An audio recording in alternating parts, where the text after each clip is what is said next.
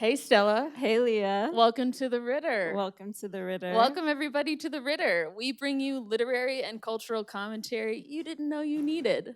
But you might want it. Through the Ritter podcast, we are looking to become fresh voices in cultural commentary through serious analysis, provocative ideas, and the unbridled honesty and humor of our friendship. So basically, in our episodes, which we've been posting weekly since March, we put a cultural touchstone, like a book or a film or the debate or something between us, as a way of creating kind of a neutral territory that anybody from any perspective can come and engage with in some fashion. Yes, so we met about 5 years ago in the English department as PhD students. And we were having what we thought were very riveting conversations on my living room floor. So we decided to take our expertise as published writers and scholars of the book to have larger cultural conversations to a wider audience. And especially with the upcoming election, we thought, how can we enter into this conversation? And we have this artifact that we can use. Since we're not political analysts per se, although we might tonight sometimes act like we think we are. We've got opinions. Yeah. So this is the first time the Ritter has been out of the studio. So we started this podcast in March. We just recently graduated from the Entrepreneurship at DU base camp.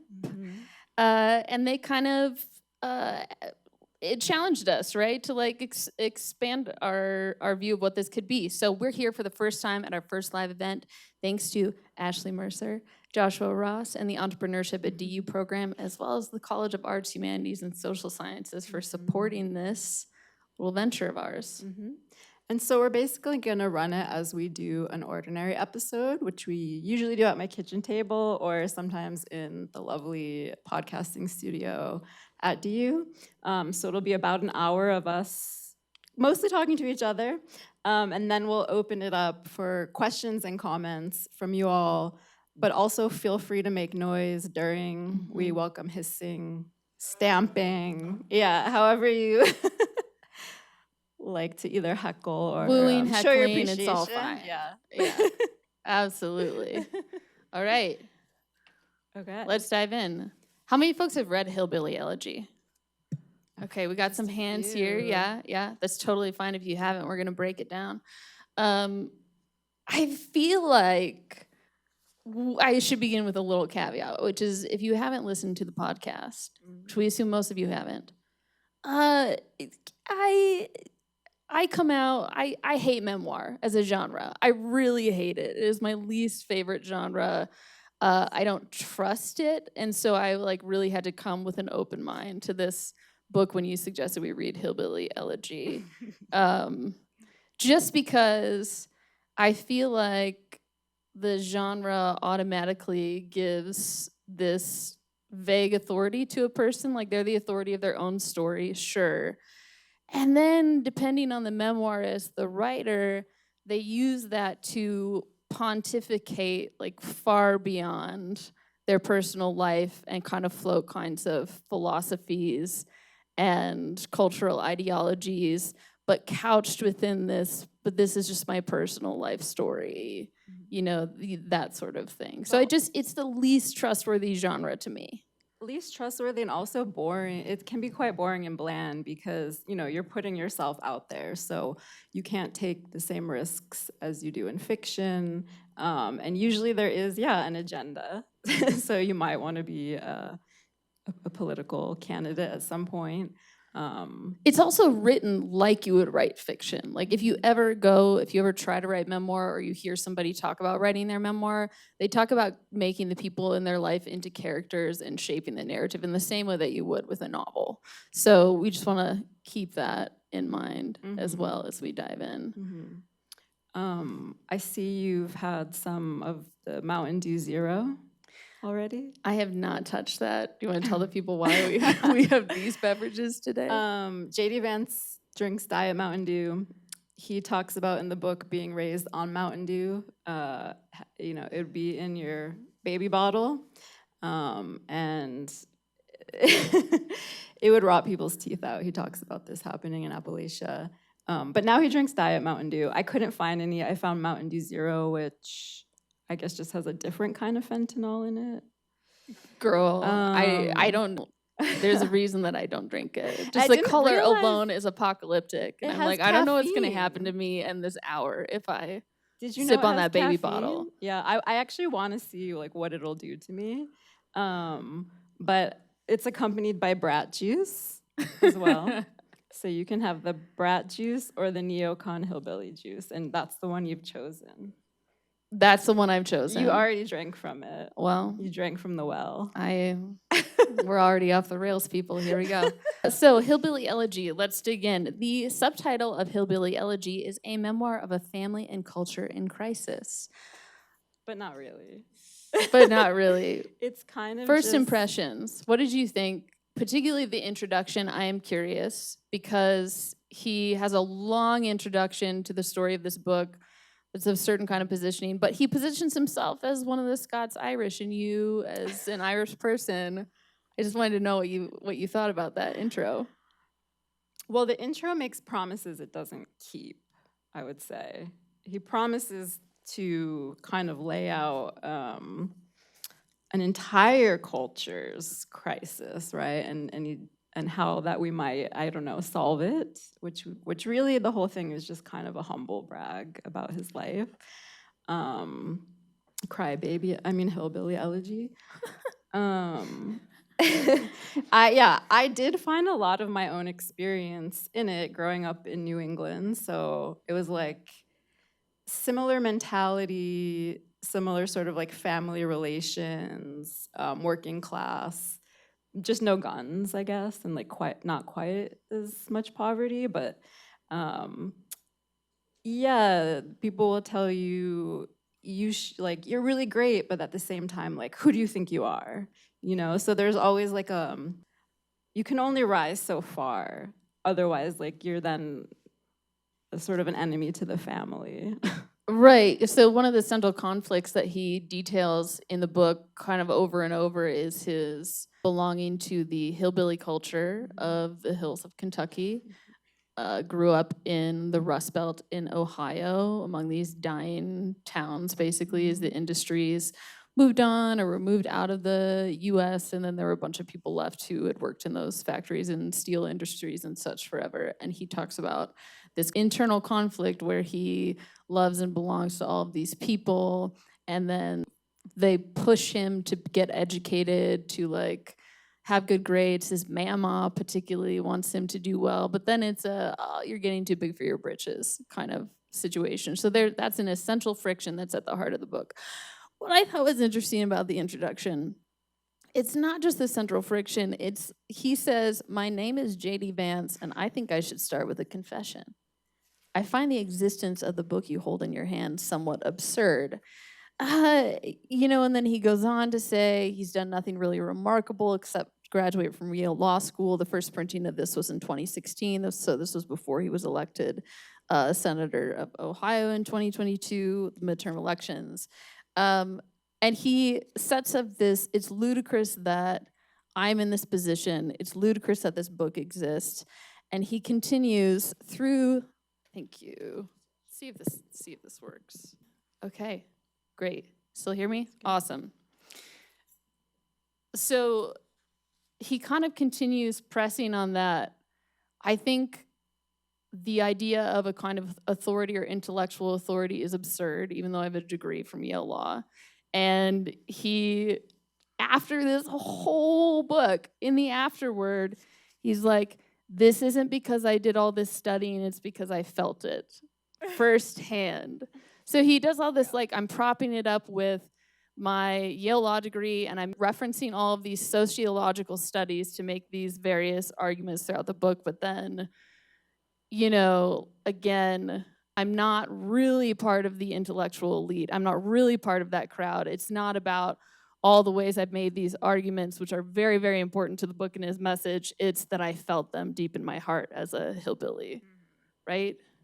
Yeah, he thinks he's special. And, my first problem with the intro, it reads like Comp 101. And then he says, I do not identify with the WASPs of the Northeast. And I'm like, oh, have you been anywhere other than to Yale in the Northeast? Like, we also have tobacco farms, and like, You we're worked also on a working tobacco class. farm. Yeah. So, yeah, he's very myopic in his study. Obviously, he talks only about the poor white. And I'm like, yeah, someone needs to talk about that. But it's almost as if no one else exists. He doesn't talk about any of the native people. He kind of acts like the Scots-Irish have been there forever. Like grew up out of the hills, Yeah, like yeah, just sprung up out of them, for sure. Yeah. And I mean, it is interesting to read because I did see how there's so many Trump supporters in that region. He talks about, it's like about family and loyalty. It's loyalties first, right? Grit, character, loyalty to the family, to country. And also, you can't act like you're better than us. And he makes a good argument that like the working white, like poor white, they don't have a role model. Like they don't have anyone that resembles them in politics, but Trump kind of does. Like he talks dumb, right? Like he's not like he's not an articulate man. So it doesn't really matter what he's saying. Like they feel close to him in this way. Yeah, well, he rails against the elite. And Yeah. JDVance is doing some of the same things with this language, even though at the time Yeah. that he wrote this, he wasn't a Trump fan. He was very anti-Trump, and obviously has switched his position, which we'll talk about. Yeah, I mean, this is something that we talk about pretty regularly because I would say in the first couple chapters of this book, I was like, okay, this guy has kind of a complex position, and this is a part of the country that is largely ignored by like the liberal end of the spectrum, right? And also generally ignored by Washington elite. Like if you don't have a lot of purchasing power and can't support these candidates in that way, like you matter less to their analysis and who they're speaking to. So exactly what you said. And we ignore class a lot, like in the university as well. And he talks very much about the role of being from a lower class and how much of an outsider that made him, particularly when he went on to Yale Law School and fell in with this band of misfits. He calls them basically, that are very diverse people that are part of a marginalized group. And so I was like, okay, he's actually saying a lot of true things that are ignored in public discourse. The way that he structures this argument about the lack of economic opportunity and the social isolation model, right? Like the reason that these communities are in such dire straits, and one of the reasons people might be making these choices to be like heavily involved in addiction, like his mother, he stages them as choices. He'll say it's a sickness, but then he stages them as choices as well, like that are compounded by the pressure of their chance at the American dream and like a job and being able to afford a home and support a family has entirely disappeared. But there are a number of logical fallacies inside of these truths. So I was just I got increasingly upset because I'm like, actually, this is a discussion that's really important to have, and what's being done to revitalize or involve like this part of the American population in an economy that has increasingly just distanced itself from where they are. So like, yeah, that's real. The job scarcity, that's real. He starts out in the beginning saying no one wants to work. Like no one wants to work. They're lazy, right? They're like, and then later he says, actually, yeah, like there's no more industry here, and there hasn't been for a while. And then even before that, he was born around the same time as us. And in the early 80s, we were all told, like, yeah, you can do anything you want, and you should definitely go to college, and that's how you get respect, and that's how you get social mobility. And so it already creates this like lack of respect for people that have been doing these like working class jobs and like making a good living for so long and like being pillars of their community. So then you have there's already something nationally happening that's like setting up this divide between our generations, and that's like setting people up for failure across the board, because not everyone's going to achieve what they want. Yeah. Or they might, but it's going to be really difficult. And then, how do we then still value like our working class elders? That happens, and then also the jobs move away. So now you have like an economic problem, a social problem. So yeah. Yeah, well, what would you say his position is? That's one of the things that's really Yeah. hard to target Yeah. for me. Yeah. And I mean, I get he kind of does say it's like not easy. You can't really extract these. He says it's not a Rubik's Cube. You can't move it one way and say, oh, it's this. We can solve this first. Like, it is complicated. But I did feel by the end, I thought we would get a little closer to like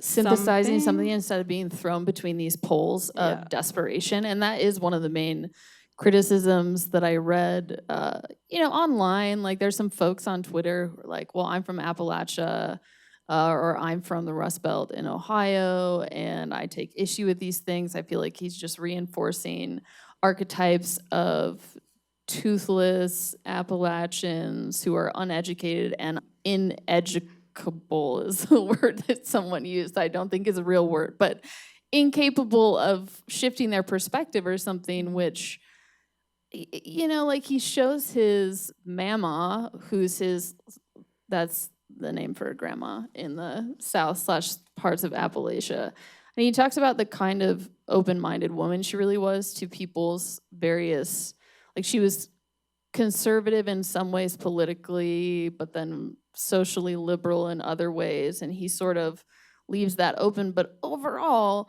reinforces these sort of archetypes that, to me, doesn't really expand the conversation, but just fuels a populist furor / fury. Like, he's somehow like standing above and outside of people while he's also claiming to belong to them, but then leaving them in this archetype that we have read over and over and over. And then that, like, I'm wondering who he's trying to get to buy in, because certainly people who are from there will buy into the parts that they can rage about. Like, yeah, we are the most marginalized people and we deserve better than this. And then he's really, what is he doing for other people who aren't from there? Yeah, I mean, there is some nuance to the way he talks about, like, his grandparents were really against anyone on welfare, right? And so he was able to be like, oh, it's interesting the way, and everyone does this, right? Like, this is not just a problem of this particular place, but like, we don't like to see people who are like us, and so we're actually more judgmental often to people who are in similar situations. And he points that out, like, there's this like real like we're hard workers, there just isn't any work, and then how can this person just like live off the state when really they share a lot of the same Well, they're doing the same issues. thing. Yeah. So there is nuance to that, but like, who is the book for? Yeah, that's what I wonder. Yeah. He seems like a malleable guy in ways, and not necessarily in a good way. It feels like he's just throwing himself between ideological and cultural positions and then inhabiting various faces of authority on, like, whether it's part of the Yale Law School graduates or whether it's part of people from Appalachia. And I had to remind myself over and over and over throughout the book, which I think the narrative actually suppresses. He did not grow up in rural Kentucky. Like, he did not grow up in the hills. We carry history with us. We carry the history of our mothers and fathers and grandparents with us. Like, that's no secret. People talk a lot about generational trauma. But he grew up in Ohio, and he grew up in various suburbs, largely in Ohio, and that's not to diminish at all the lack of resources or what was happening with addiction and other sorts of, like, learned coping skills that were draining their resources. But he did not grow up in Appalachia, and he like continues to press on, I belong to this, but I'm like, well, but really you grew up in Ohio, bro. You know, like, Which is near, is that near Iowa? That's near where you're from? no, not exactly. It's not. I grew up in Iowa. It's a very different state unto itself. less steel industry, more corn. Yeah.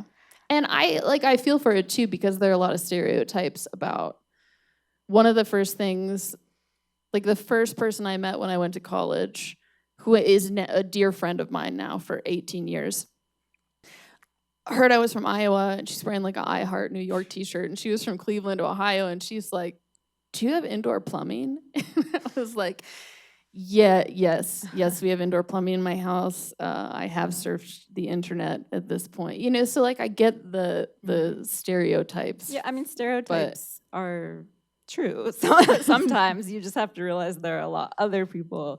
So he doesn't really explore who else might be living in these communities nearby. Which is interesting. I hadn't heard about Springfield, Ohio until recently. I didn't know that existed. But if you didn't watch the debates or have been listening to the news, he's really mad about these Haitian immigrants. But did you catch Haisha? He went to Haiti. Did you catch that? He talks about going there, I guess, because when he was in the Marines, and how he'd like never seen such devastating poverty. So I was like, oh, so you did have empathy about this at one point. He also talks about going to Iraq and giving this Iraqi kid an eraser, and how that eraser seemed to like change this kid's life, and he had this epiphany about like how he wanted to like give to people and like be this good guy, which is great. But I'm like, why can't you give these Haitian kids some erasers? Like, I bet there's some more erasers. So where's your empathy? It was such a strange moment because he's deployed to Iraq as a Marine. He gives that little kid it like makes him seem like a rescuer, which Trump also positions himself as a rescuer, like, I'll take care of you.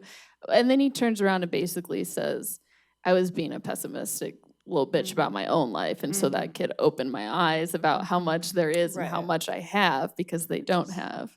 But and the other interesting thing about Springfield, Ohio, which is it overlaps with my main qualm of the way this book is written.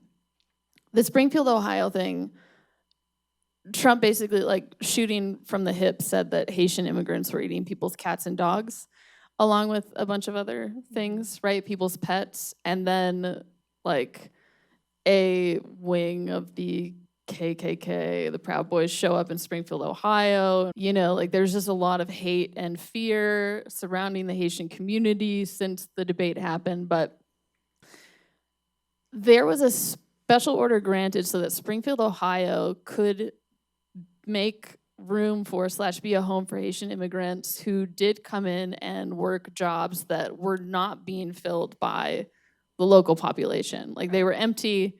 No one's stealing jobs. It was just like 20,000 jobs or something that no one wanted to work. That no one wanted to work. No one wanted the jobs. So a bunch of Haitian immigrants moved to Springfield, Ohio. And obviously, the system is not prepared for the number of people that move there. So it does create kinds of pressures, particularly a housing crisis. So the city manager of Springfield, Ohio, in collaboration with the city council and all of that, addresses a letter to JDVance and their other representatives, I believe, outlines the problem, says this is how many Haitian immigrants have moved to our city in this span of days. Now there are over 1,000 kids whose first language is not English in our schools, and but mainly there's a housing crisis, and then lays out a plan for a budget and all of these initiatives that could easily solve or at least take the pressure off if they had federal funding. So this is July 8th this year. JDVance gets this letter, and he goes before, the Senate committee or whatever, and he reads just the part of the letter that details the problem, and then leaves out the solution that the city manager has included, doesn't ask for federal funding for Springfield, Ohio, and then gets on camera after he exits that room and calls it a Haitian migrant crisis in Springfield, Ohio, that is the issue, versus the housing crisis, which is what the language was in the letter from the city manager. So it's just a way of extracting, like pointing out the problem, not investing at all in an actual tangible solution, but then using this individuated part of people's identity to foment populist fury about immigrants in Springfield, Well, he Ohio. also said, so he defended his claims about Haitian migrants eating cats, which is not true, saying that he was willing, quote unquote, to create stories so that the American media actually pays attention. We're creating a story, meaning we're creating the American media focusing on it, end quote. Yeah. The interviewer was like, excuse me, sir, did you just say creating stories? And he was like, I mean that we're listening to the people. And he just had to totally, he basically said that they were making it up. And yeah. But he's clearly a wishy-washy dude. I mean, so even in his narrative, he was about to go to Ohio State, and then in passing, his cousin was like, "Oh, maybe you should join the Marines. Like, it'll like get you into shape." And he's like, "Okay, cool, that's a great idea." And then immediately he was like, "I went home and considered my options. I reminded myself my country needed me, and I'd always regret not participating in America's newest war." It's like, how did you suddenly get to that? Like overnight. Oh, yeah. It's like, I regretted never serving the American military in this war, blah, blah. But now he's very critical of everything that happened in Iraq, probably because Dick Cheney is now supporting Kamala. And Dick Cheney pretty much did, I mean, George W., obviously, you can look at his face and see that he didn't do much. It was Dick Cheney doing everything. Yeah. So that feels like the biggest reason politically he's suddenly like, oh, the Iraq war was such a mistake, because he wasn't criticizing in this book when he was there.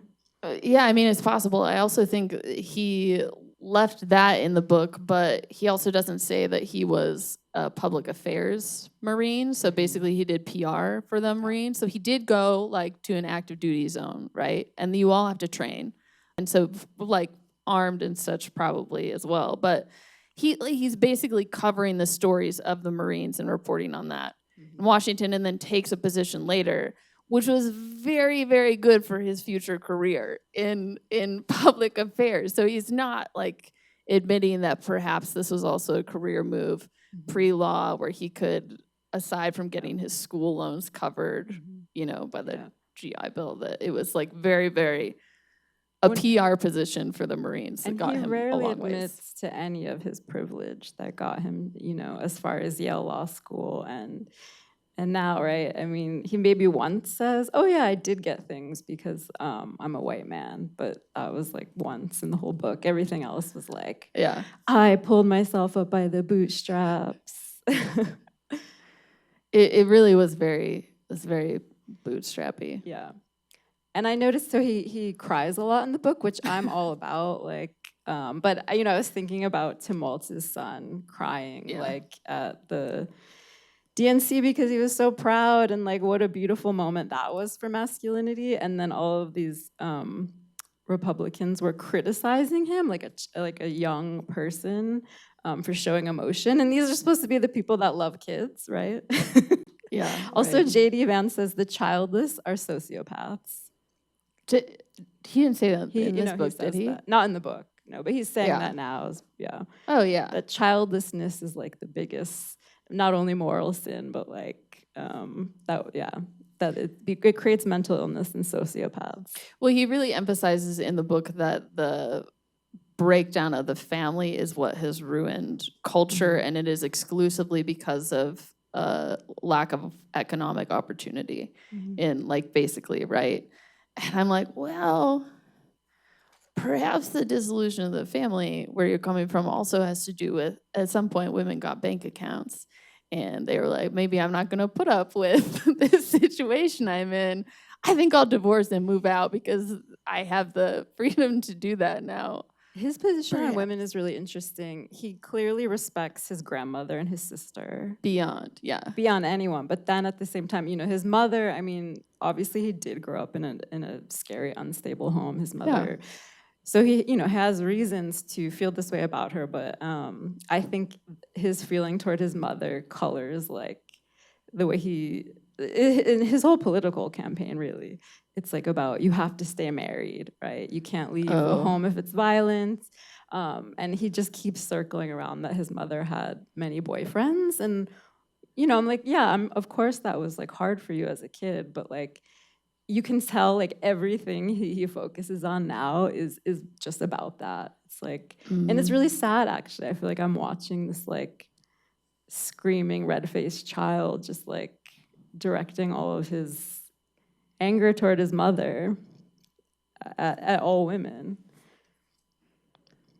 I mean, yeah, I guess I wasn't necessarily reading the book with that lens, but yeah, it's like reactionary in a way. Yeah. I mean, I think anybody who grows up with that much traffic in their home and not certain who their parental figure is supposed to be is gonna, you know, aside from his grandma, mama, and Lindsay, probably, you know, they're like gonna try and set up their life in a different fashion, but there's a lot of vitriol behind the statements about Yeah. what I have done. Yeah. Instead, there's a hard edge.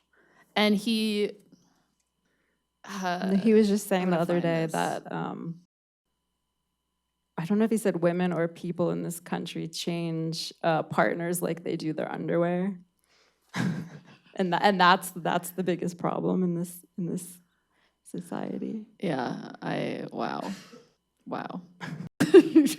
That's the biggest problem. Yeah, he also said that he does, like, throughout the book, make various sociological cases for why it's difficult for people like him to make it, right? And so when he's talking about the adverse childhood experiences, or ACEs, as traumatic child events and the consequences reaching far into adulthood, what's interesting is that he says, I tried to go to a counselor, but it was just too weird. Talking to some stranger about my feelings made me want to vomit. I did go to the library, and I learned that behavior I considered commonplace was the subject of pretty intense academic study. Listen, I can understand. I hate share circles, so I can understand not wanting to, like being wary, and he had a bad experience where he was forced to go to a counselor. But it's like, he doesn't want to talk to some stranger about my feelings. But he wrote a whole book. He wrote his whole book It's free detailing. therapy. Yeah, and one of the things he talks about, like the codes of honor in the hillbilly community, is that you don't rat on your family. So if something's going on at home, you don't go talk about that at school, and you don't talk bad about your sister at school. You can fight like crazy with her. You can say horrible things to your mother and your grandparents, but you don't take that outside the house because no one's supposed to know your business and what might be embarrassing. But we know this because it's in a book where he exposes all of this, including his feelings about things. And then also says, you know, that he goes to the library to learn about the behaviors, which also is just, there are all these ways that I just felt more and more like someone was trying to pull an over on me, as he's like constantly like, intellectualism won't help us, and has this anti-intellectual bent, but like, where does he go? He doesn't go to a counselor, and he doesn't like do a mediation session with his family. He goes to the library and reads about stuff, and then just like puts it in the book. And he talks about how much he loves his wife, and how much his wife helped him just figure out what a normal relationship is, which, like, it's a beautiful thing if you find a person who helps you heal some of your patterns and helps you be a different kind of person. Like, I believe that there's probably something really sincere there about their relationship. But I was also like, so you didn't go to a counselor, but you just had your wife do all the work of your your counselor and like pull you back in the vehicle so you didn't get out at a red light and beat some guy to a pulp. He You definitely has know? unprocessed anger. I'm Yeah. curious how that will come Play out in out. the debates. Because so you can just see on his face, he's like a permanently vexed look on his face. His 11s are so deep. No, and he looks like a man who sold his soul. Like he looks like a conflicted person, which makes sense because all of his politics now are completely different than they were Do you think purported to they're be. completely? I mean, Well, somewhat, yeah. One of the really smart lesbian. How did you describe that from law school? Has just, I guess, made public their emails for years to show that he's completely changed all of his positions. ooh. So this is within his band of misfits. He Yeah, talks at law about what a school. hilarious person this lesbian he knew was, which Yeah. is also just funny because even in the gay community, that's like not really what Yeah. like what lesbians are known for. But he's like, oh no, she was so funny and amazing. I also knew this black person, and we are all Yeah, he's together as one of each misfits. So I didn't friend. realize that she had published all their Mm-hmm. correspondence. This just happened, yeah. Mm. So it was one of the main things that he's switched on. Yeah, Because and to me, I'm reading this and I'm like, it just seems like there's an intensification of what's already underlying in this narrative in the way that it's told. partially. Mm-hmm. Yeah, I don't think so.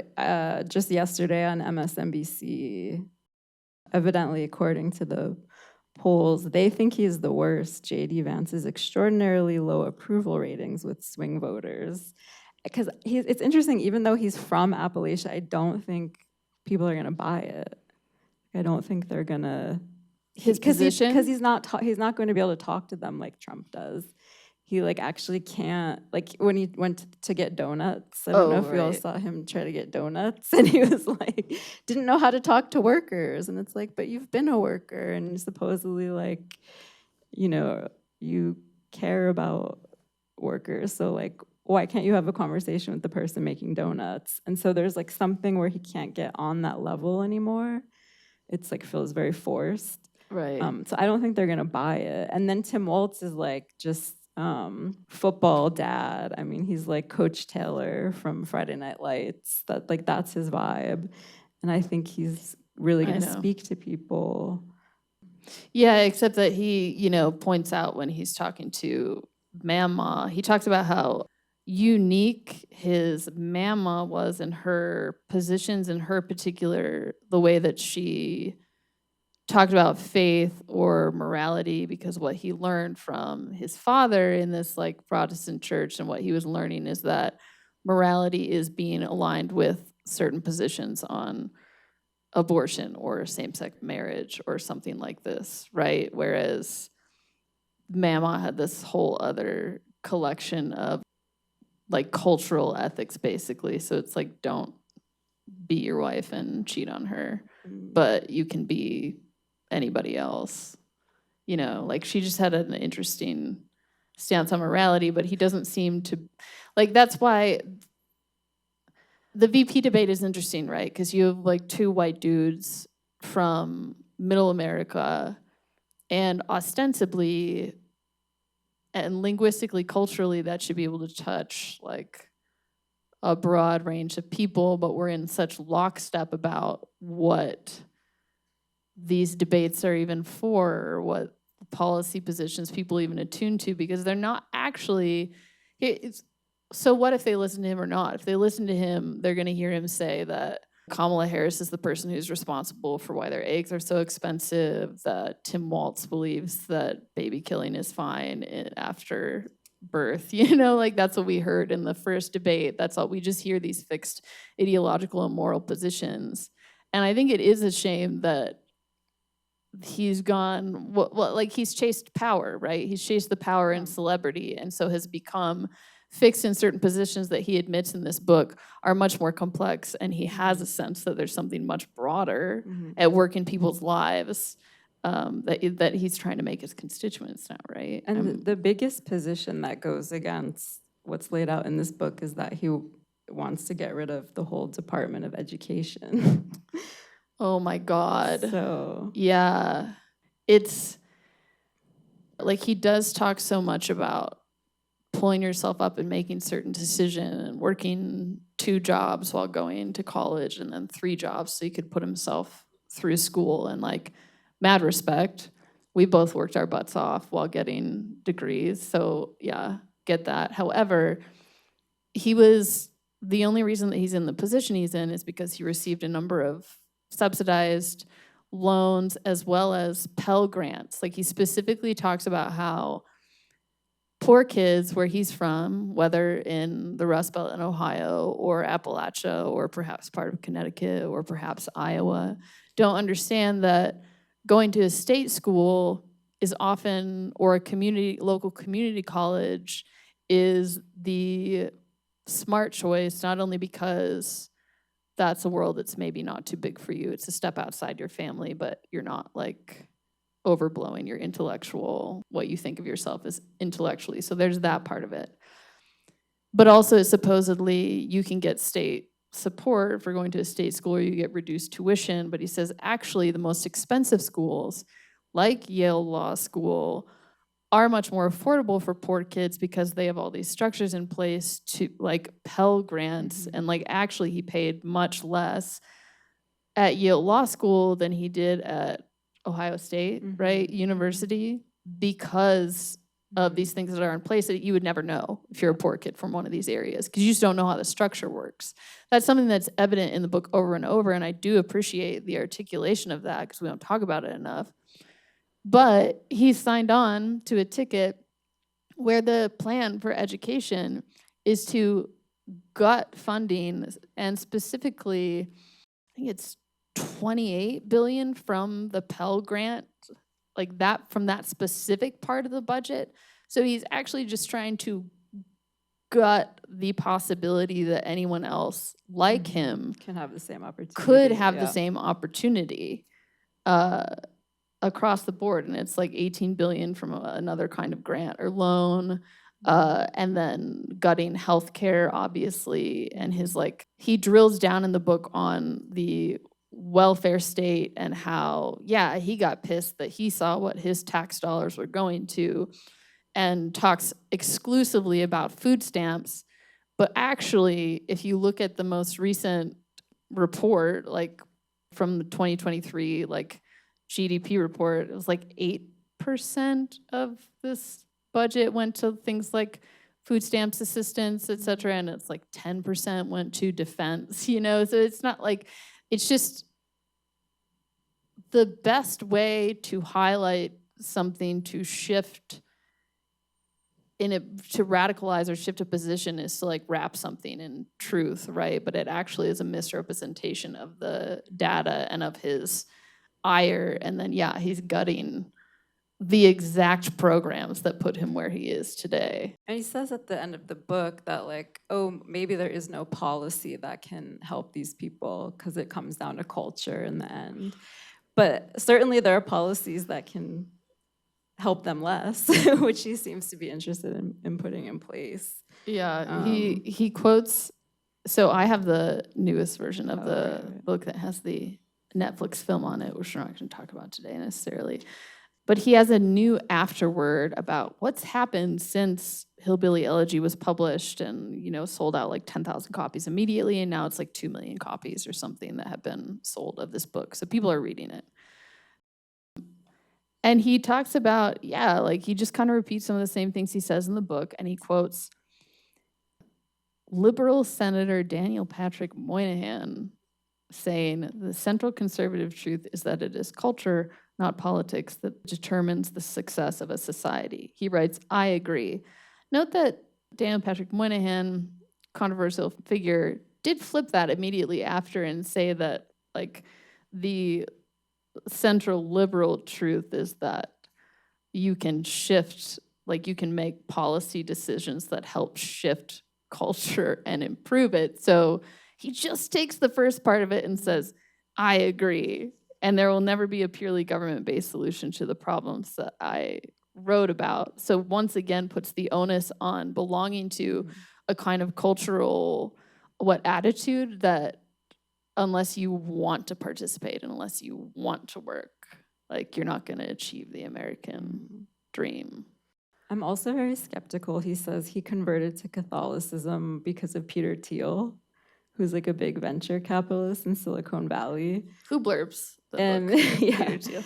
and is super into artificial intelligence and life. What's the word? Like never dying. Which is very feels not a Catholic. No, you don't value. cryo, like preserve your body as a Catholic. Yeah. But it feels very like this man with a lot of power is converting all of these people to Catholicism for like purely political reasons.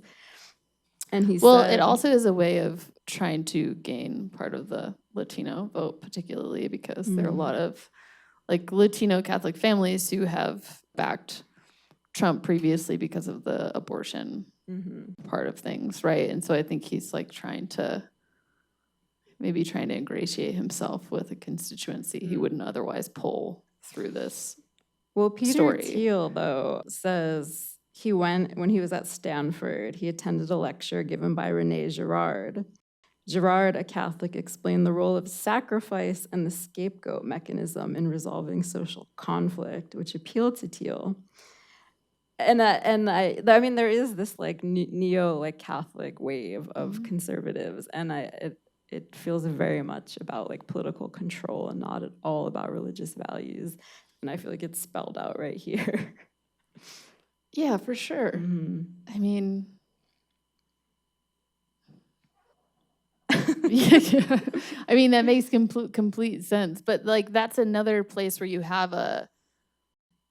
the friction of a mismatched like ideology he purports to support, and then this other place where he also belongs. And it's fine to be conflicted in your identity and belonging, but I think it's more the like number of statements about. Well, he says childless people should be taxed at a higher rate than those with children, adding that the U.S. should, quote, reward the things we think are good and punish the things we think are bad. So essentially a government solution to what he thinks is good, which is like using a kindergarten argument.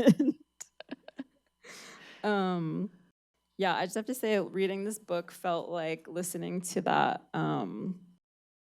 cover of the Tracy Chapman song "Fast Car." Oh, have you heard this? It's on the radio all the time. Yeah, by this like country guy named Luke Combs. She played with him. I know. I was like, I couldn't believe that she allowed him to do that. It just feels so wrong. That song like should not be sung by anyone other than her. I know. I mean, it's Tracy Chapman. You can't. Yeah. I mean, and that's but actually, this Luke Combs is a super fan of Tracy Chapman.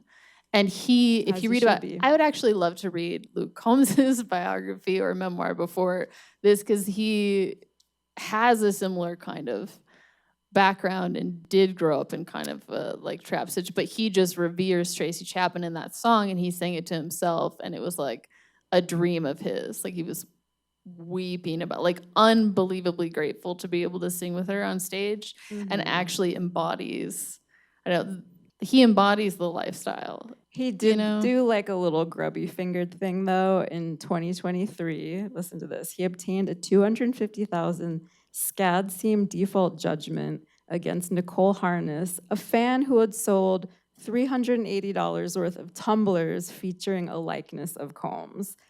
And then he subsequently issued an apology and sent her a bunch of money, and then like offered this, because someone obviously called him out. Like, why are you're suing your fan who's like just trying to make a few bucks? Yeah. That felt like a very Vance thing too, to just be like, someone's not gonna hustle on your hustle. Yeah. Or something. Yeah. I mean, it's part of the Vance code of honor, I guess. If there is a code of honor. I felt like reading this book, I was just kind of going around and around in this world, and kind of felt like I had been put in an actual spin cycle. Like I had to keep stepping out and do, like, I would look things up online. I would look at the studies he was quoting and then quoting very partially to work them into his particular argument. But I was like, yeah, if I read the book or if I watch the Netflix biopic it's based on, you get caught in this kind of miasma of thinking that's full of logical fallacies. And it begins immediately. And we'll open up to questions shortly, but there's this something we haven't really touched on, the number of logical fallacies and outright lies. And I will just listen. We try to be open-minded, but I just, like, the longer you read this book, the more I had to be like, no, these things are true. This is part of reality. So he writes in the introduction, there's an ethnic component lurking in the background of my story. In our race-conscious society, our vocabulary often extends no further than the color of someone's skin. Okay, kind of true. Quote, black people, quote, Asians, quote, white privilege, period. So this is just one sentence out of many, many sentences, at least one per chapter in the book, where he chooses race conscious, first of all. Remember, this is a PR guy. Like this was his job. He also, law school, etc. He knows how to language things. Race conscious, not racialized. So just that we are preoccupied with this, but not, then he sets up the color of someone's skin, black people, Asians, white privilege in a list. I mean, this is Sesame Street level. Like, one of these things is not like the others. He points to two groups that have been marginalized by the supremacist structures of our society, historically marginalized, dispossessed of wealth, or, for example, like facing a rising tide of hatred during the pandemic, etc. Tax on white privilege, which is not, that is a term, it doesn't describe a marginalized group. It's like white victimization is just the flip side of white supremacy, and taking white privilege as a marginalizing term just reinforces that false belief that that is an attack. Like, white privilege is not, it's actually neutral. And if we were better at talking about race in our society, we could just acknowledge, oh, that just means that if you are a white person, you are seen as a neutral actor moving around in the world. So, like, white privilege doesn't mean that you are a bad person who's getting something like he's like, I deserve this because I did all this work. It's like, it has nothing to do with that. It just means, like, if you go into a department store, it's probably, and you're white, you probably haven't been followed around in the store by some clerk. Like, there are all kinds of, I've done all these sorts of exercises and various jobs that I've worked, DEI training and whatnot. It's just like the number of things that don't come up as obstacles in your life because you're seen as neutral. JDVance is going to get up to a podium and speak, and no one is going to comment on his voice, very likely. Because he doesn't have a Southern drawl anymore. Well, he doesn't have a Southern drawl anymore. But, like, it's very unlikely anyone's going to talk about the way that he's dressed in a negative way. They're not going to I talked about his 11. analyze. You talked about his 11. Well, we do it different at the Ritter podcast. But because his is the voice of, like, neutrality, right? That's all that means. So throwing together white privilege in a list behind groups that are actually marginalized increases the sense right at the beginning of the book that he's, like, playing on the populist fear and rage about being marginalized when actually you're like, and that's not what it is. Blind spots. I don't even know if it's even that intentional. Well, I think it's at least in the writing of this righteously intentional. Yeah. I mean, I feel like this is his billboard advertisement for this. Catapulted him into the spotlight. Like, I don't think he would have been elected at all. People wouldn't be talking about him in the political sphere necessarily. He may have had a legal career, but he wanted something beyond that. And yeah, I don't listen, we casually use language in conversation all the time. There's certainly a place to, like, I don't know, mess up and not know things and be a person who's learning, particularly from a place of privilege. Like I certainly had that, like in the jobs that I worked. Thank God for the people who like, oh, you're a white kid from Iowa and you haven't heard some of these things before, but I'm not going to immediately shut you out of this conversation. We're going to have the conversation so you can also learn. Like that was critical for my own education. But this is a dude who's looking to make some moves. He is a writer. He knows the kind of story he's shaping. And I say it's also intentional because it doesn't just crop up as this unconscious bias that hasn't been examined. He notably says he does this critique of the community he comes from, blaming Obama for their problems because he strikes at the heart of our deepest insecurities. He's a good father while many of us aren't. He wears suits to his job while we wear overalls, if we're lucky enough to have a job at all. His wife tells us we shouldn't be feeding our children certain foods, and we hate her for it, not because we think she's wrong, but because we know she's right. And then he says, admittedly, there are conspiracy mongers and fringe lunatics who writing about all manner of idiocy, from Obama's alleged religious leanings to his ancestry. But every major news organization, even the oft-maligned Fox News, has told the truth about Obama's citizenship status and religious views. Bullshit. This is just one of those places where I'm like, no, this is absolutely intentional. By this time, we've had the entire Obama presidency in which every outlet of Fox News for his entire presidency brought up the rumors, like the birther movement. He was maybe born in Kenya, not Hawaii. Like they amplified Trump's voice in that arena. And they also were the ones, Sean Hannity, I believe, and then Fox and Friends were the ones who started the rumor and fomented like the spreading of the rumor that he actually lived in Indonesia and was a Muslim and went to school there. It's like that was like a huge part of their whole agenda. Like anyone will admit that. You can go back and look. So I'm like, why would you write that?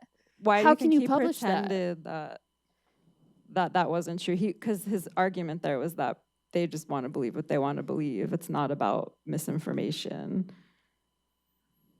Well, then he goes into like people believing the media is not trustworthy and whatnot, right. And then, but he's trying to say it is, and they just blatantly don't want to believe. They blatantly want to believe what they want to believe. They blatantly want to believe what they want to believe. But then he slips in the like, actually, you don't have to mistrust them because they've never spread these kinds of conspiracy. You know, it's like, there are some places that are outright lies, and I don't understand how you can publish a book because there's fact checking that goes into it, and then how also would someone not find that part and point it out. So no, I think every word of this is intentional. I think it's like absolute spin inside spin, because I also can't tell like where he's trying to come out ideologically. I think it's, I am going to create myself as a certain kind of figure that has a populist draw so that I can be look like a shiny candidate later. Yeah. That's kind of what I think about this book overall. Mm-hmm. Yeah, I just think not a hot take. His major blind spot, like he can't see beyond his own personal experiences, like his obsession with intact families. He can't imagine that there are different kinds of families that actually do operate in a healthy, successful way. But yeah, I mean, I think a lot of people aren't going to buy it. The story? All of his stories. All of his. I don't think he's really going to appeal to either side. I don't know, man. He like sets himself up to be a man of the people in this book. I think he wraps it so hard in these collectives, like this false over and over, like what he belongs to, that he like his elitism sort of drops away, or the fact that he is a VC, it was in venture capital and went to Yale Law School. So like I think people see him as a man of the people, even though he fudged the whole donut thing. To be determined. So I feel like this is a good time to open. Yeah, does anyone have any questions or comments? Comments.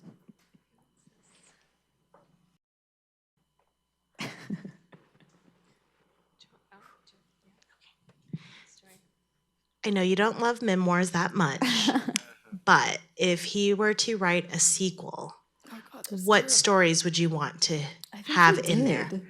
What would you want him to explain? A trequel, then? He did write a new book 2 years ago about his Christian faith. So I don't know if that would be a sequel. I haven't read that one. What would I want him to write about? I think he could write some really good speculative fiction where people are eating animals, people's pets. Oh my God. He has some pretty wild ideas. Honestly, I feel like he should go to therapy with his sister, and then he can write a book about his and his sister's like relationship. Because healing. honestly, that was really lovely. I'm like, this person who's your half sister saved you in a lot of ways, and that's you had an unusual kind of relationship in a way that you navigated. So they can actually go to therapy, and he can look at that whole part of his life. I would read a book about his and his sister's relationship. But I feel like, well, now he's a VP candidate, so he's on this trajectory. What he's probably going to write. I'd be curious as to what people think. I think he tries to become vice president and then writes another book to position himself to be a presidential candidate in the future. So I don't think we're going to get any kind of story we want, Joy. I know.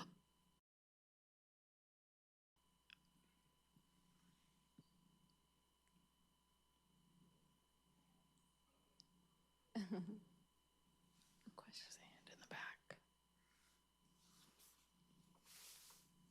You can ask whatever you want to. It doesn't necessarily have to be about this. Anything. This reminds me of like sleepovers in 7th grade or something. Is the only time that I drank Mountain Dew, and then I'm not even gonna be a person tomorrow. I feel like it's dissolving parts of my insides that, oof. I don't know. I was just curious if you felt these feelings like the first time you read it, or it took like more times to dissect it to actually like get a real understanding of what he was trying to portray or what he wasn't portraying. I mean, I only read it once, and I don't think I'd read it again. I mean, definitely, it would be a different experience reading it if he was not the vice presidential candidate and we didn't have this new information and statements from him that contradict so much of what he said. So I do feel like I contextually distrust him more because of that. I don't know that I would have. I think I would have read it more neutrally, but I still wouldn't have believed like him. And I still, I don't know. Yes, there is extra context now because he's a vice presidential candidate. So obviously you can't separate the larger conversation and all of his other appearances and what he said at these rallies and whatnot from the book itself. But in large part for me, that's just because there are various ways that he's talking about things that are just precursors to what he's saying now, like the more extreme end of what he's saying now. I just don't think the book lives up to what it purported to do.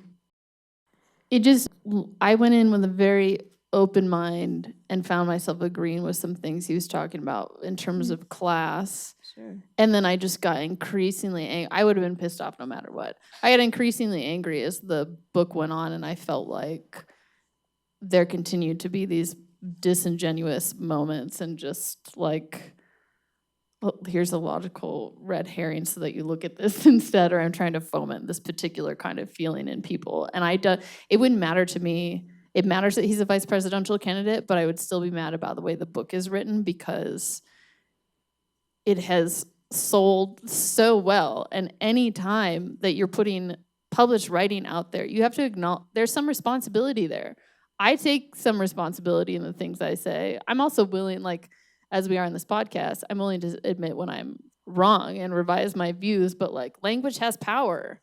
So to use language to purposefully obscure parts of things that are true or to like foment certain kinds of feeling, yeah, man, that like I get warm, and then I'm like trying to use this Mountain Dew to like quench my. I found it pain. puzzling too because it came out in 2016, which means what, he was probably writing it like 2 years before. But at that point, we already like could look at the rest of the country and see the same problems. Like the opioid crisis was terrible in New England at this point.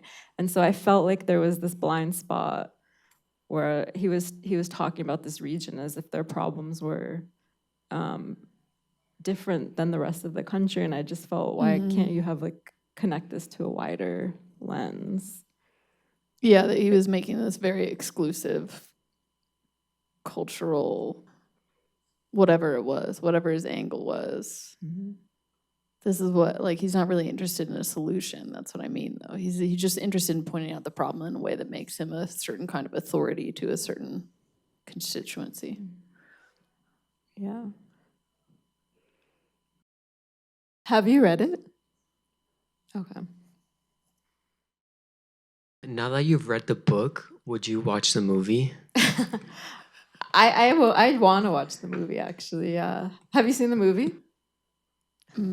Is it Amy Adams? I really want to see Amy the- Adams. Yeah, as his mother. Is his mother.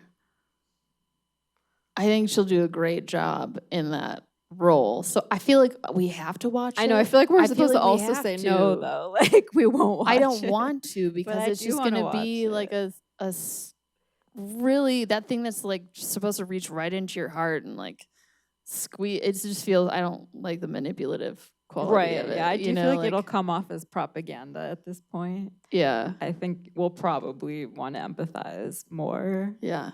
right, with all of them probably. Yeah, and like the visual But I'm curious how part the of it mothers lulls you into treated. acceptance in a different way. Like your brain shuts off in a different, when you're reading, your brain is a certain kind of active, it's doing a certain level of critical thinking.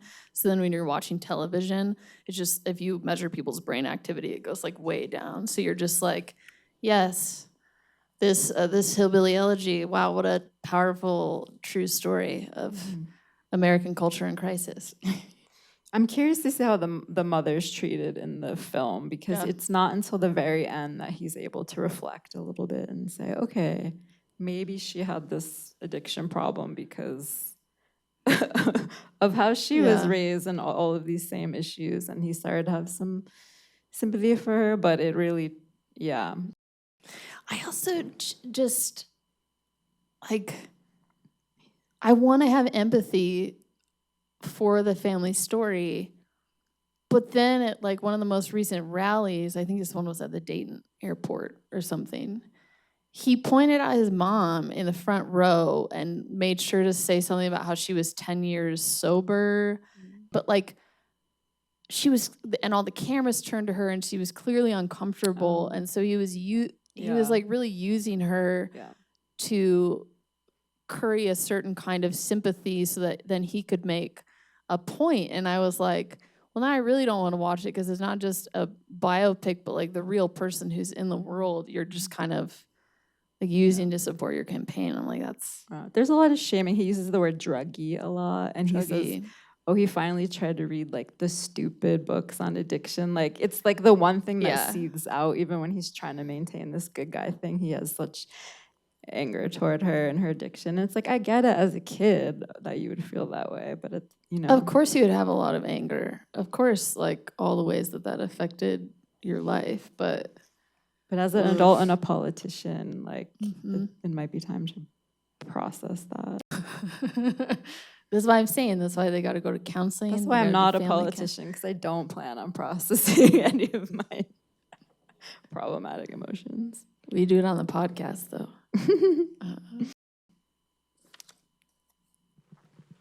We're not afraid to be ugly. I was gonna ask, like, do you think if someone who didn't like have a political opinion and didn't know who JDVance was, and they read this memoir, like, how do you think? Do you think they portray it the same way as you guys did? I mean, I also did come to it neutral. Like, I didn't want to have necessarily a Yeah. political opinion about it. And I read it before I did. I mean, obviously, you can't not, you know, if you're clued in. see him, but I try to specifically not do like extra research, Right. so that I could come to as neutral Did that as at possible. the end mostly, yeah. Yeah, I think people would have a different opinion because I think, you know, it's a book that's been edited by an editor. I mean, and the packaging of Memoir, like, does do its job, right? There's a kind of method to that. There's a kind of prescription, which is to garner empathy from the reader. So I imagine they would have a different experience. We're also, as writers, interested in whatever in truth, and like fiction can tell the truth, obviously. Also fiction can lie, but we're very interested in what language is doing and how it's actually operating to either create sympathy in us or to kind of couch like cultural position or political statements and kind of like suppress them in a way so they just get under your skin, but they're not being very overt. So we're obviously reading in that fashion. I will say, yeah, I mean, we did try to come to it neutral, and there will be people who focus on the family stories more and like the legend of Papa and Mama being like renegades basically who threatened to bust up a whole department store when JD or whoever like can't play with some toy because the clerk discriminates against them because they're poor. And like supposedly Mama is a person who at age 12 ran off a couple people who were trying to steal their cow with a shotgun, right? And she shot some guy in the leg and probably would have been a murderer like his mama. But we loved Mema. We like all she's readers will love incredible as a Mema. character. She's incredible. So I would like, I guess I have to say, worth it to read the book just for Mama herself. But so there are going to be different things that stick with different readers, obviously. Just Okay, so I know you guys mentioned that this is not your usual type of thing that you usually read, but in the event that you do read this in the future, and given the state of politics and the inherent untrustworthiness of politics and media and even other similar, well, not even necessarily similar podcasts, but other podcasts and all that stuff, how are you going to differentiate yourselves as people who are trying to be more neutral and more of that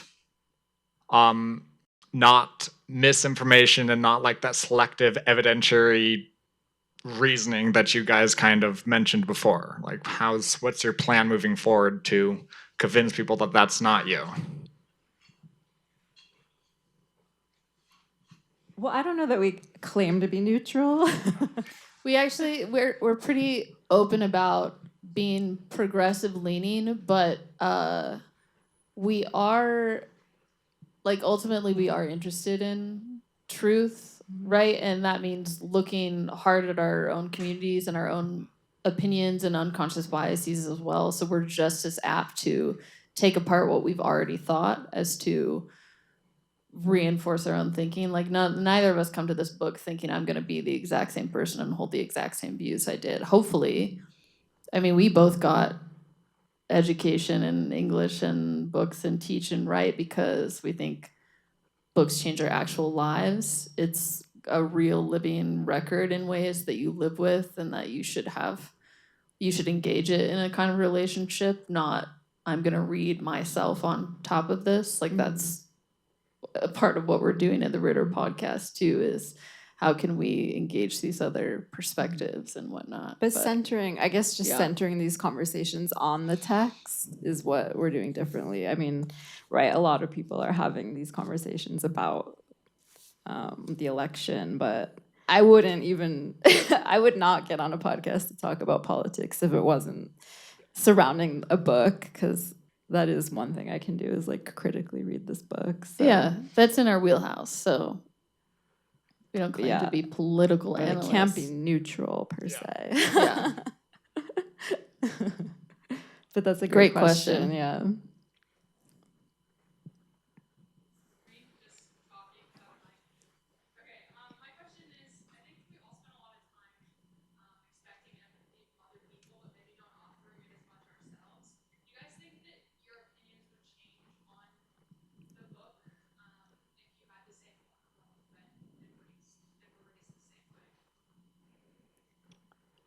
So I have empathy for everyone Question- in this yeah. book.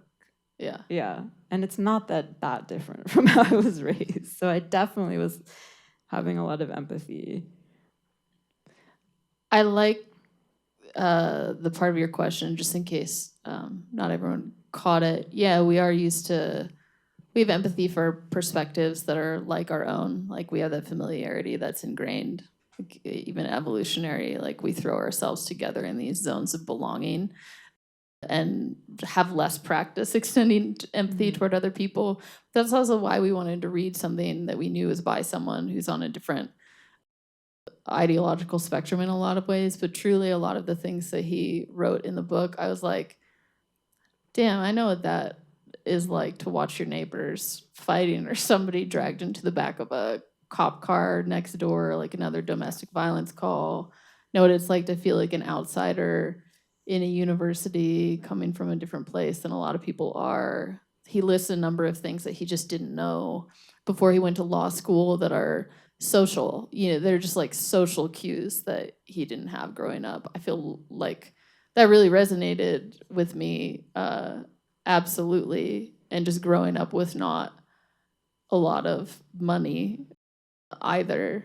I have empathy for him in this book. What bothers me is now that he can't apply his empathy for these other people in his community with the policies that he's going to be standing behind. They're actually so destructive, and that that is the biggest issue. We don't script our conversations at all, and like this is the first time we're talking about yeah, it. like now we're just wading into a conversation. We didn't plan to go on an attack or anything. There are just so many things that you want to dismantle because there are many ways where he could be talking about a much larger group of people and talk about the things that unify us at these pressure points that actually economic and political policies can start to address. And like if we can look at the problem comprehensively and see the things that unify us, particularly in places where people's lives are most precarious. Like the fact that he cuts off the particular set of hillbilly folks that he's talking about, like he needs to for his authoritative position. But over and over, what comes up is that he's muting the fact that there's a lot of shared experience in Black communities and urban centers. Like he cites very specific sociological studies that speak to this, but then he creates a divide there in the way he's telling the narrative. And so really it's like part of our anger is about the lack of empathy and about the lack of space for us to speak to each other. Thank you for that question. So this doesn't have to do with the book at all, but I was just wondering what your kind of post-production looks like. Are you editing and mixing it, or are you uploading it straight away? Or are you listening back to it several times to see if you like the way you sounded or not? This particular episode, or Just in general. Any episode? Yeah. Cool question. It's horrible to hear yourself. Like, yeah, we edit everything ourselves. We go through it once each. We put a lot of time into it, but do we edit out things? We don't edit out much of the things we say. We edit for sound quality. Yeah. And to take out stupid repetitive stuff, maybe that we've already said. When I say like, or if it's dragging, or we have a really long goodbye at the end that like maybe people won't be interested in hearing. But we don't take out our opinions or try and reshape what we've said. Yeah. Like it's whatever episode gets up is true to our conversation. It's just, okay, we probably need to reduce this so people will listen through the whole thing. What's the most important part of it? Can we take out some of the stuff that doesn't matter? Sometimes I say something really stupid that has to be taken out. You know, I just like, sometimes you can't articulate yourself on the fly. Yeah. Or if we happen to wade into something and we think we remembered something and end up saying an incorrect fact, you know, like we fact check ourselves. We're like, oh, actually that was the wrong year and we don't need it to make this point. So we'll take that part out because we don't want to be misleading. Yeah. But this is the first video taping, so if you know how to edit video, let us know. Because that'll be a learning process. Yeah. Or we'll just put it up Wait, raw, yeah. We want people to have the live experience, which wouldn't happen without all of you. So we appreciate you coming, engaging with us. I think we have time for maybe like one more question or even comment from someone who's read the book.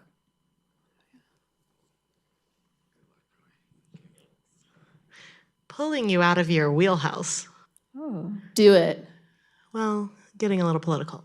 What do you think we should be, what are we all expecting in the vice presidential debate? What would be on your JD Vance bingo card? Either because he might actually say it or because you think it would be hilarious if he did. Kamala Harris is solely responsible for the inflation that we are currently seeing in food prices. I That's mean- one thing that's going to get said for sure. Yeah, JDVance, he'll definitely talk about eating animals. He'll talk about the migrant crisis. He'll talk about the border policy, and he will put that on the Biden and Harris administration, and particularly Kamala, because he has already said stuff about the border czar, or failing as the border czar. So that's going to be on the bingo card. What else? I don't think he'll bring up, though, in the debates, the childless sociopath thing. I don't see that being a popular hit. He'll play up the positive side of the He'll say a lot traditional about family. the intact, families. What I'm excited about is he's an Aries and Tim Waltz. No, he's a Leo and Tim Waltz is a Aries. It's going to be a Leo. If you're Aries into debate, astrology, which is going to be really exciting. you think it's going to be fiery, just their matchup? Uh-huh. I also think he's going to, JD Vance is going to make sure to point out his wife, Usha, Yeah. who is, Who is I mean, beautiful. yeah. We're like, But yes, he has Tim a Waltz is beautiful, very smart amazing. wife, and he's Speaker. that's part of his strategy. I got chills watching Tim Waltz speak at the DNC, and I don't believe in politics. Like, I know it's all theater to an extent, like when you're giving these speeches, but he's just so good at, he's like, I think they should really change their whole campaign motto to clear eyes, full hearts, can't lose. It's so much better than we won't go back. We're not going back. I mean, that's actually a terrible, you don't want a defensive strategy for Well, your the Democratic campaign Party motto. has a problem where it's often a defensive strategy, Yeah. or they work by negation instead of putting forward, instead of starting with the solution, and it's like, yeah, go with football dad. Yeah. Let him lead the charge, as it were. I just think he's going to get real red-faced and huffy, which I'm sort of excited to see, to be honest. And I don't think, because I don't see Tim Walz losing his cool. Again, he just doesn't have the face of a conflicted person. Like I said, all politicians, of course, lie to an extent for the theatrics, but I don't get the sense that he's a hypocrite. I get the sense he believes in what he's saying. And we now know that JD Vance has changed a lot of his positions wildly, so we don't know what he actually believes and what he's just saying. So Right. I'm interested to see Tim Waltz under pressure, because I could see him pacing a sideline and doing pretty well, but maybe he also gets that like my dad coached on my teams, and he gets that flush at the top of his head where it just gets red, so his face stays pretty straight. But remember when Mike Pence had the fly on him? I hope there's some kind of bug makes an appearance. we hope for some level of absurdity, because it already is kind of absurd, and we know we're watching a show. So let's get that little, but little extra. To end, we will be finding a place in Denver to watch it. We think they will show it at Town Hall in Santa Fe. But regardless, we would love for you to come watch it with us. And so we'll update our social media channels when we figure out who's hosting. Town Hall is a big place, so that would be a great spot to meet. They hosted the presidential debate, so you can find us at the Ritter Pod, Twitter, Instagram, Facebook, LinkedIn. The Ritter Podcast will be posting on all our channels where we're going to be watching the debate. And if you want to hear a different side of our banter that's less political, you can dip into our podcast on Spotify or Patreon as well. But mostly we hope you join us in watching the VP debate. Yeah, thank you so Yeah. much for coming. Thank you for coming. Thank you.